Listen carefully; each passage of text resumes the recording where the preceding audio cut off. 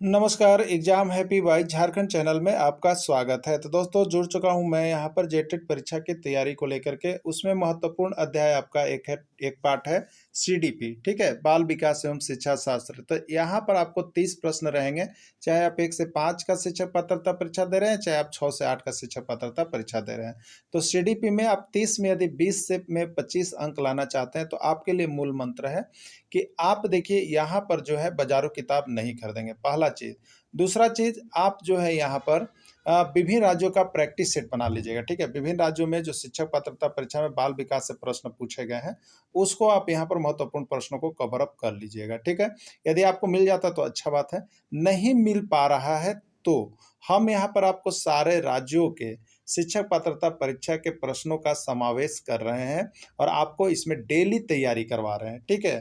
तो आपको चाहे वो सीडीपी हो, चाहे आपको हिंदी हो या इंग्लिश हो या सामाजिक विज्ञान या भाषा, कोई भी चीज़ हो, तो इसी तरह से आपको प्रश्नों का प्रीवियस ईयर सारा कुछ करवा रहे हैं। और साथ में देखिए जो जैक की किताब है ना जेसीईआरटी का, वहाँ से आपको हिंदी का पूरा ग्रामर, वहाँ पर आपको सामाजिक विज्ञान का टोटल नोट्स और विज्ञान को और गणित को टोटल कवर अप देखिए इस तरह से करवाया हुआ है ना कि आप एक बार जब जुड़िएगा तो आपको पता चल जाएगा कि प्रश्न क्या पढ़ा जाए। नहीं तो देखिए आप किताब बाजारू ले लीजिएगा, आपके दिमाग में कुछ आएगा ही नहीं। तो यहाँ पर आपको क्लास, साथ में क्लास भी आपको हम दे रहे हैं, और नहीं तो आप रिकॉर्डेड वीडियो यहाँ से ले लीजिए। टॉपिक वाइज आपका सारा रिकॉर्डेड वीडियो बना हुआ रहेगा। और अभी तो आपको क्लासेस ज्वाइन करवा देंगे। सिर्फ और सिर्फ देखिए 100 विद्यार्थियों के लिए ऑफर है 500 रुपये में। तो अभी आप जुड़ते हैं तो आपको सिर्फ 500 रुपये में सारी क्लास, सारे सब्जेक्ट का नोट्स और सारे क्लासेज का वीडियो, साथ में बात करने की सुविधा, सब कुछ आपको यहाँ पर समझिए तो 500 रुपये फ्री में दिया जा रहा है। तो आप इतने अगर पैसा खर्च करके यहाँ पर जेटेट में एक अच्छा मार्क्स स्कोर करते हैं तो आपको लगेगा, क्योंकि देखिए यहाँ आकलन में भी हूबहू नोट्स हमारे भिड़े हुए थे। आकलन में आपको बता दें हूबहू हाथ का लिखा हुआ नोट्स किसी भी प्रैक्टिस सेट में नहीं भिड़ा था।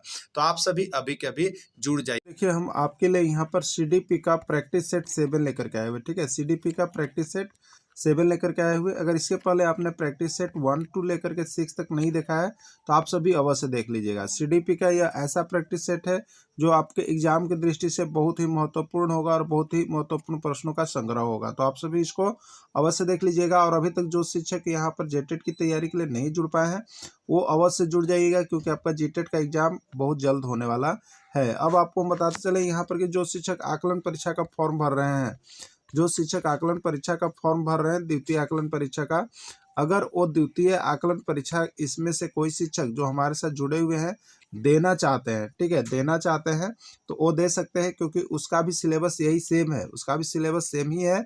सिर्फ और सिर्फ एक चीज़ उसमें अंतर है, वो है रीजनिंग। क्या है आपका? रीजनिंग एक अलग टॉपिक है जिसको यहाँ 10 से 15 दिन के अंदर कंप्लीट करवा दिया जाता है। तो आपको अगर यहाँ पर द्वितीय आकलन परीक्षा की भी तैयारी करना होगा तो सिर्फ और सिर्फ आपको 200 रुपये फी लगेंगे, ठीक है? 200 रुपये फी ये यकीन अभ्यर्थियों को लगेगा जो हमारे साथ जुड़ करके जेटेट की तैयारी कर रहे हैं और आकलन देना चाहते हैं। बाकी के लिए फी होगा 500 रुपये, ठीक है? तो जो भी शिक्षक जुड़ना चाहते हो क्लासेस शुरू हो चुके, आराम से जुड़ जाइएगा। चलिए देखते हैं पहला प्रश्न। थॉर्नडाइक किस देश के मनोवैज्ञानिक हैं? रूस, स्वीडन, जर्मनी या अमेरिका? थॉर्नडाइक अमेरिका के वैज्ञानिक थे, ठीक है? चलिए अगला प्रश्न है यहाँ पर। थॉर्नडाइक ने अपने प्रयोग में किस जानवर का प्रयोग किया? आपको देखिए हमने बताया था विभिन्न वैज्ञानिकों ने अलग अलग जानवर का प्रयोग किया है यहाँ पर बाल विकास में। तो थॉर्नडाइक क होता है, ठीक है? क से याद रखिएगा कैट। क्या याद रखिएगा? कैट। कैट का मतलब हो गया बिल्ली, ठीक है? तो किस पर प्रयोग किया? बिल्ली पर प्रयोग किया। इसके नाम से ही यहाँ पर याद कर लेना है, ठीक है? अगला प्रश्न है पियाजे के अनुसार 7 से 11 वर्ष की अवस्था क्या कहलाती है? पियाजे के अनुसार 7 से 11 वर्ष की अवस्था क्या कहलाती है आपको बताना है, ठीक है? देखिए जीन पियाजे ने यहाँ पर संज्ञानात्मक विकास का सिद्धांत दिया था, और वो कितने अवस्थाओं बटा हुआ है? तो यहाँ पर विकास की 4 अवस्थाएं, विकास की 4 विशिष्ट अवस्थाओं की पहचान की गई है। तो 4 अवस्था कौन कौन है? तो देखिए यहाँ पर 4 अवस्था का नाम दिया गया है, ठीक है?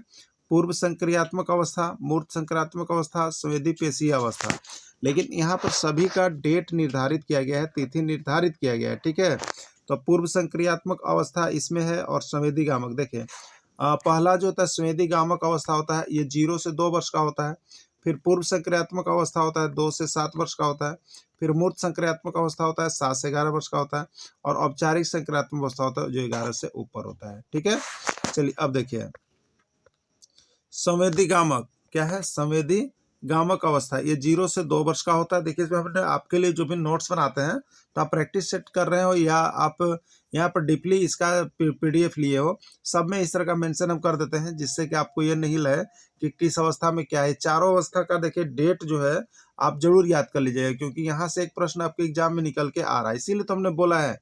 देखिए आपको हमने 20 पीडीएफ दिया है जो कि यहाँ पर इंपॉर्टेंट पीडीएफ है, 20 पीडीएफ, वहाँ से कम 18 से 20 प्रश्न तो आपको निकल के आएगा ही आएगा, उसमें कोई शक आपको रखना ही नहीं है। ठीक है, तो आप सभी अवश्य जुड़िएगा। और यहाँ पर जेटेट परीक्षा की तैयारी में परचम लहराने के लिए सिर्फ और सिर्फ 500 रुपये में आप अभी अपना यहाँ पर तैयारी कर सकते हैं, जिसमें प्रैक्टिस सेट, उसके बाद आपको टेस्ट सीरीज, उसके बाद आपको यहाँ पर विभिन्न सारी सुविधाएं दी जा रही है। जेसीईआरटी जैक की किताब का हैंड रिटेन नोट्स जो कि आपको 100% छपना है, तो आप जुड़ जाइएगा।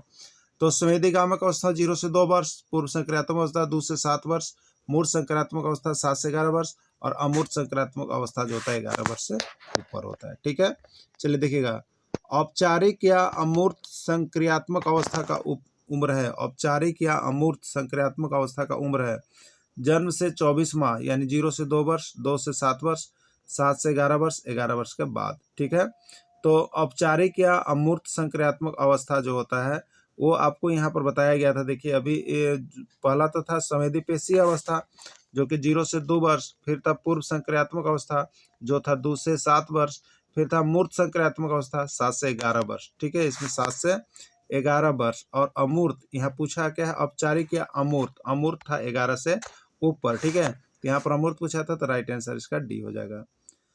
बालकों की विकास की किस अवस्था में उसे शर्म और लज्जा की भावनाएं जन्म लेती है। तो देखिए बालक को आप लोग बहुत अच्छी तरह से समझते हैं कि किस अवस्था में उससे शर्म और लज्जा आने लगती है। ठीक है, बाल्यावस्था, शैशवावस्था, बाल्यावस्था, शैशवावस्था, प्रौढ़ावस्था, किशोरावस्था। देखिए अभी तो यहाँ पर ऐसे जो है उन्हें शर्म और लज्जा जो है आपको शैशवावस्था में आने ही लगता है, लेकिन उतना नहीं आता है कि उनको कोई फर्क पड़ता है। ठीक है, लेकिन जैसे ही बाल्यावस्था प्रारंभ होने लगती है, 6 से ऊपर जैसे जाने लगता है तो बच्चा में यह भावना प्रबल हो जाती है कि उन्हें शर्म आ रहा है। ठीक है, बच्चा में यह भावना प्रबल होने लगती है, इसलिए उसको कहते हैं प्रारंभिक बाल्यावस्था। क्या कहते हैं उसको, प्रारंभिक बाल्यावस्था कहते हैं। ठीक है, अगला है तो देखिए यहाँ पर नोट्स भी बना दिया गया है कि लज्जा और शर्म की भावना, लज्जा और शर्म की भावना बच्चों में बाल्यावस्था में जन्म लेने लगता है और यह बाल्यावस्था के प्रारंभिक अवस्था में उत्पन्न होने लगता है। 6 से 7 वर्ष की अवस्था में बच्चों में शर्म उत्पन्न होने लगता है। ठीक है, चलिए अगला देखिएगा।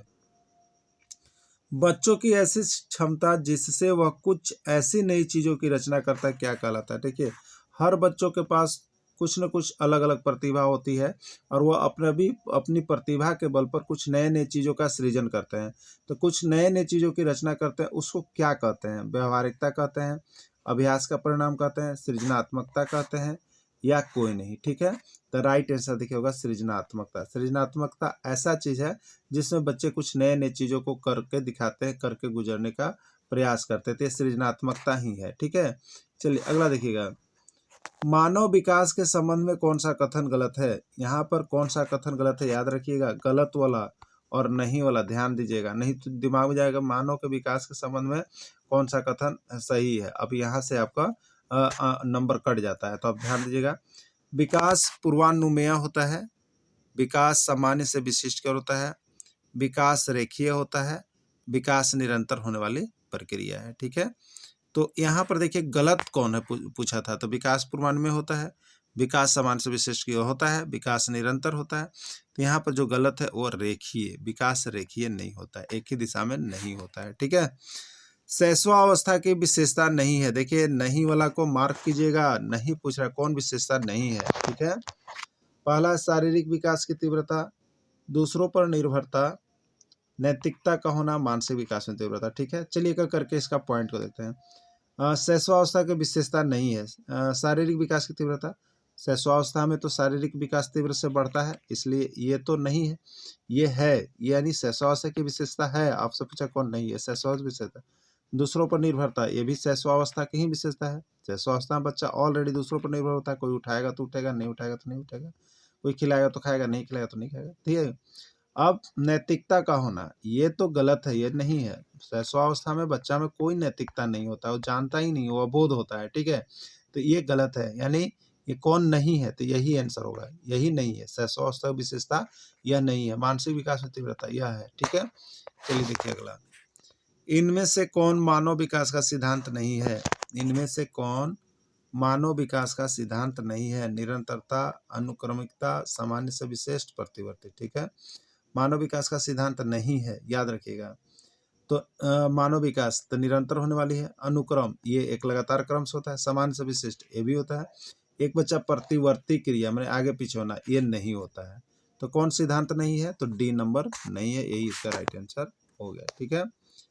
मानव जीवन की मनोभौतिक एकता कहलाती है। मानव जीवन की मनोभौतिक एकता कहलाती है। मन तथा शरीर का विकास, शरीर तथा हड्डी का विकास, शरीर तथा हृदय का विकास, आत्मा तथा मांसपेशियों का विकास। तो मानव जीवन की मनोभौतिक एकता क्या कहलाती है? तो मनोभौतिक एकता, देखिए मनोभौतिक, मनोभौतिक मतलब मन और शरीर, मन तथा शरीर दोनों का विकास मनोभौतिक विकास के अंतर्गत आ जाता है, ठीक है। गर्भ में सर्वप्रथम निर्माण होता है। गर्भ में सर्वप्रथम निर्माण होता है पैर का, हाथ का, सिर का, धड़ का, ठीक है। तो गर्भ में सबसे पहले जो होता है सिर का निर्माण होता है, उसके बाद अन्य किसी अंग का निर्माण होता है, ठीक है। बालक अपनी माँ को पहचानना प्रारंभ कर देता है 5 माह, 3 माह, 4 माह, 0 माह, ठीक है। तो बालक अपनी संवेदना के आधार पर जो अपनी माँ को जो है 3 माह से ही पहचानना प्रारंभ कर देता है, जिसके कारण उससे अगर बच्चा आप लेते हैं, बच्चा को अलग करते हैं, तो वह रोने लगता है। तो संवेदना के आधार पर वो अपनी माँ को पहचानने लगता है, ठीक है। चलिए अगला प्रश्न है, शिक्षक को ज्ञान होना चाहिए अध्यापक विषय का, बाल मनोविज्ञान का, शिक्षा संहिता का, अध्यापन विषय का, ठीक है। शिक्षक को किसका ज्ञान होना चाहिए? तो देखिए यहाँ पर शिक्षक को अपना विषय का भी होना चाहिए, अध्यापन विषय का भी, लेकिन यहाँ पर अध्यापक विषय है इसलिए गलत है। बाल मनोविज्ञान का होना चाहिए, शिक्षा संहिता होना चाहिए, लेकिन यहाँ पर एक और ऑप्शन है अध्यापन विषय में बाल मनोविज्ञान, जो कि बिल्कुल यहाँ पर करेक्ट है। अध्यापन विषय का भी ज्ञान होना चाहिए और बाल मनोविज्ञान का भी ज्ञान होना चाहिए। शिक्षक एवं विद्यार्थी के मध्य संबंध होना चाहिए स्नेह का, विश्वास का, सम्मान का, यह सभी, ठीक है। शिक्षक और विद्यार्थी के बीच किस प्रकार का संबंध होना चाहिए? तो स्नेह का भी होना चाहिए, विश्वास का भी होना चाहिए, सम्मान का होना चाहिए, यानी राइट आंसर क्या हो जाएगा? ए सभी हो जाएगा, ठीक है। अगला, बच्चों में नैतिकता की स्थापना करने के लिए सर्वोत्तम मार्ग क्या है? उन्हें धार्मिक पुस्तक पढ़ाना, शिक्षक का आदर्श रूप में व्यवहार करना, उनका मूल्य शिक्षा पर मूल्यांकन करना, उन्हें प्रातःकालीन सभा में उपदेश देना, ठीक है। तो बच्चों में नैतिकता की स्थापना करने के लिए उसका सबसे जो अहम रोल होता है उसका टीचर होता है। जो टीचर होता है वही उसका नैतिकता की स्थापना करता है। तो शिक्षक का आदर्श रूप में व्यवहार करना, यही उसका मेन रोल हो गया, ठीक है। शिक्षक का आदर्श रूप ही है जो बच्चों में नैतिकता की स्थापना करता है। शिवानी द्वारा पूछे गए प्रश्न का उत्तर शिक्षक तत्काल नहीं दे सकता, ठीक है। शिवानी द्वारा पूछे गए प्रश्न का उत्तर शिक्षक तत्काल नहीं दे सकता है, तो शिक्षक प्रतिक्रिया क्या होनी चाहिए? मान लीजिए कि आपसे किसी बच्चा ने प्रश्न पूछ दिया, आप उसका तुरंत जवाब नहीं जानते, बहुत साथ होता ही है, सभी को नहीं जानते हैं, तो उसकी प्रतिक्रिया क्या आपको होनी चाहिए? शिक्षक द्वारा शिवानी को चुप करा देना चाहिए, यानी बच्चा जब आपको पूछा आपको नहीं आता है तो उसको डांट डपेट के चुप करा देना चाहिए, क्या यही प्रतिक्रिया होनी चाहिए? शिक्षक द्वारा शिवानी को ध्यान बटा देना चाहिए, अगर प्रश्न पूछ रहा है और शिक्षक को प्रश्न का जवाब नहीं देने आ रहा है या नहीं पता है तो क्या उसका ध्यान भटका देना चाहिए और उसको नहीं बताना चाहिए? शिक्षक को कहना चाहिए मैं नहीं जानता हूँ, या शिक्षक द्वारा इस प्रश्न का सही उत्तर बाद में समझ कर देना चाहिए? क्या होगा इसका सही उत्तर, ठीक है। तो देखिए अगर कोई बच्चा प्रश्न पूछता है तो उसको चुप नहीं कराना चाहिए, शिक्षक द्वारा ध्यान नहीं बटाना चाहिए, बच्चा को ध्यान उसी पर लगा हुआ रहता है, लेकिन आप ध्यान बटाएगा तब भी वह कह सकता है कि आप ध्यान बटा रहे हैं। शिक्षक को कहना चाहिए मैं नहीं जानता हूँ, ये तो कभी कहना ही नहीं चाहिए। शिक्षक द्वारा इस प्रश्न का सही उत्तर बाद में समझ कर देना चाहिए, बिल्कुल सही है। अगर आपसे कोई प्रश्न बच्चे ने कर दिया, अगर नहीं आता है तो उस प्रश्न का जवाब समझ करके बच्चा को देना बहुत ही जरूरी है। राइट आंसर डी ही इसका होगा। एक बच्चा प्रायः कक्षा में प्रश्न पूछता है, बताइएगा, एक बच्चा जो है प्रायः कक्षा में प्रश्न पूछता है, उचित रूप से इसका अर्थ है कि वह शरारती है, वह अधिक जिज्ञासु है, वह असामान्य है, वह प्रतिभाशाली है, ठीक है। वह किस प्रकार का है, ठीक है। देखिए कोई भी बच्चा अगर विद्यालय में आपसे कक्षा में प्रश्न पूछ रहा है, इसका मतलब सही, देखिए यहाँ तो सभी लगभग सही है, अगर जो जिस प्रकार के शिक्षक होंगे सभी को टिकिंग कर देंगे, कोई ए को भी, कोई बी को भी, कोई सी को भी, डी को भी। लेकिन यह बात को समझिए, अगर कोई आप अपने विद्यालय में पढ़ा रहे हैं, बहुत से शिक्षक जो इसमें जुड़े हुए पढ़ा रहे हैं, और देखिए वहाँ पर मान लीजिए 50 बच्चा है, लेकिन उसमें से एकाध बच्चा ऐसा भी है जो कि आपसे पूछने के लिए आएगा, ठीक है। मतलब वो क्या है, तो वह जिज्ञासु बच्चा है, यानी उसके मन में जिज्ञासा है पढ़ने की, ठीक है, उसके मन में जिज्ञासा है पढ़ने की। तो अगर आपसे प्रश्न पूछने वो आ रहा है, इसका मतलब कि वो जागृत है, जिज्ञासु है, तभी वो आपसे प्रश्न पूछने आ रहा है, ठीक है। तो क्या हो जाएगा, वह अधिक जिज्ञासु है, यही इसका राइट आंसर हो जाएगा। अगला, बच्चों में बौद्धिक विकास की 4 विशिष्ट अवस्थाओं की पहचान की गई है। बच्चों में बौद्धिक विकास की कितनी अवस्थाएं हैं, 4 विशिष्ट अवस्थाओं की पहचान किसके द्वारा किया गया है, बताना है। कोहलवर के द्वारा, एरिस्टन के द्वारा, स्किनर के द्वारा या पियाजे के द्वारा, ठीक है। तो पियाजे के द्वारा मानव में, बच्चों में बौद्धिक विकास की 4 विशिष्ट अवस्थाओं की पहचान की गई है। वो कौन कौन सी अवस्था है आपको बता भी दिए थे। संवेदी गामक अवस्था था, ठीक है। उसके बाद कौन था, पूर्व संक्रियात्मक अवस्था था। उसके बाद कौन था, मूर्त संक्रियात्मक अवस्था और अमूर्त संक्रियात्मक अवस्था। यही अवस्था था। एक का उम्र शुरू वाला 0 से 2 वर्ष, फिर 2 से 7 वर्ष, फिर 7 से 11 वर्ष और फिर 11 वर्ष से ऊपर। एकदम गांठ मान लीजिएगा, यहाँ से एक प्रश्न आपको छप के आ रहा है, ठीक है, तो इसको देख लीजिएगा। विकास कभी न समाप्त होने वाली प्रक्रिया है, यह विचार किससे संबंधित है। विकास कभी न समाप्त होने वाली है, यह विचार किससे संबंधित है। अंतः संबंध का सिद्धांत, निरंतरता का सिद्धांत, एकीकरण का सिद्धांत या अंतःक्रिया का सिद्धांत, ठीक है। तो विकास कभी न समाप्त होगी, मतलब इसका मतलब क्या हो रहा है बताइए, मतलब यह निरंतर चलते रहेगा। अगर कभी समाप्त ना हो रहा, इसका मतलब ये क्या हो रहा है, निरंतर चलते रह रहा है। तो निरंतर चलते रहेगा, तो इसका मतलब यह कौन सा सिद्धांत होगा, निरंतरता का सिद्धांत होगा, ठीक है, निरंतरता का सिद्धांत होगा। राइट आंसर हो जाएगा निरंतरता का सिद्धांत, ठीक है। प्राथमिक स्तर पर एक शिक्षक में निम्न में से कौन सी विशेषता होनी चाहिए। प्राथमिक स्तर पर एक शिक्षक में निम्न में से कौन सी विशेषता होनी चाहिए। पढ़ाने में उत्सुकता, धैर्य और दृढ़ता, विषयों के ज्ञान में दक्षता, अति मानक भाषा पढ़ाने में विश्वास, ठीक है। देखिए यहाँ पर सब चीज़ सही है, लेकिन सबसे इम्पोर्टेंट पॉइंट जो आपको एक आता है, धैर्य और दृढ़ता। इतने इतने लोगों बच्चों के बीच में कोई भी चीज़ सिखाने के लिए अगर आप में धैर्य और दृढ़ता नहीं है, तो आप बच्चों को नहीं सिखा पाइएगा, ठीक है। विकास प्रारंभ होता है गर्भावस्था, शैशवावस्था, किशोरावस्था या बाल्यावस्था, ठीक है। तो विकास तो बच्चों को गर्भ से ही होना शुरू हो जाता है, इसलिए इसका सही आंसर चला जाएगा गर्भावस्था ही चला जाएगा। बुद्धि के बहुकारक सिद्धांत के प्रतिपादक कौन है बताइए। बुद्धि के जो बहुकारक सिद्धांत दिए थे उसके प्रतिपादक कौन है, मैकडुएल, टर्मन, थॉर्नाइड या सर, ठीक है। तो थॉर्नडाइक ने बुद्धि के बहुकारक सिद्धांत का प्रतिपादन किया। बच्चों की सीखने की प्रक्रिया में माता पिता की भूमिका निभानी चाहिए। माता पिता को भूमिका निभानी चाहिए। बच्चों की सीखने की प्रक्रिया में माता पिता को भूमिका निभानी चाहिए। नकारात्मक, सहानुभूति, अग्रणोन्मुखी, तटस्थ, ठीक है। तो बच्चों को सीखने में, जो बच्चा कुछ सीख रहा है उसको सीखने में आपकी भूमिका क्या होनी चाहिए। तो इसका राइट आंसर देखिए अग्रणोन्मुखी, मतलब आगे बढ़ चढ़कर हिस्सा लेने वालों को। मतलब अगर बच्चा आपको कोई चीज़ सीख रहा है तो उसमें उसको सिखाने के लिए आगे बढ़ चढ़कर आप हिस्सा लीजिए, अग्रणोन्मुखी होना चाहिए, ठीक है। तो इस तरह से हमने सीडीपी का प्रैक्टिस सेट 7 को समाप्त किया है। तो सीडीपी आपको बहुत सारा यहाँ पर जो है पीडीएफ वीडियो सारा कुछ बन गया है। आप सभी यहाँ से जुड़ जाइएगा, आपका एग्जाम बहुत ही अच्छा जाएगा। जेटेट में 101% सफलता लहराने के लिए आप यहाँ आइए, और द्वितीय आकलन परीक्षा भी अगर देना चाह रहे हैं तो आप यहाँ से जुड़िएगा जरूर, ठीक है। वीडियो को अंत तक जुड़े रहें, धन्यवाद।